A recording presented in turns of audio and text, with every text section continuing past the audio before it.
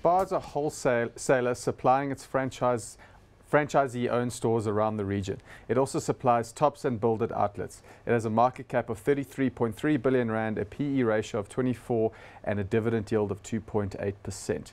So this one's slightly different. The franchisee model creates a lot of entrepreneurs who own their Spars and put a lot of effort into it, bringing in some of their own supplies from overseas, imported goods that everyone seems to love, great bakeries. But then on the other end of the stick, you do have guys who sort of let it slide, and you walk into the Spar and you always associate it with Spar, but the actual retail experience is horrible. That franchisee model, I mean, your thoughts on that?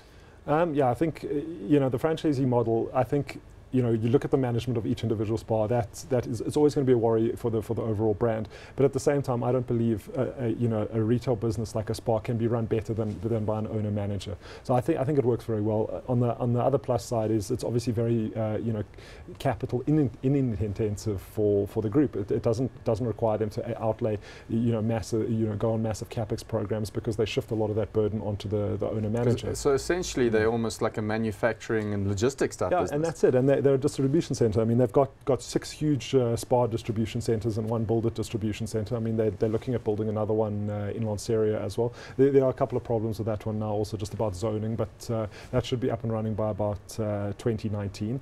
And I mean, that's their business. I mean, get the guys great product to their stores and be a marketing and a brand for them. And I think it's worked very, very well for them so far. I mean, if you look the big plus for the group, I think is you mentioned just before in the break that it's the Irish acquisition. Yeah, BWG. And you can see in the share price definitely agreeing with that, because I think that pop we've seen is definitely coming from that offshore acquisition.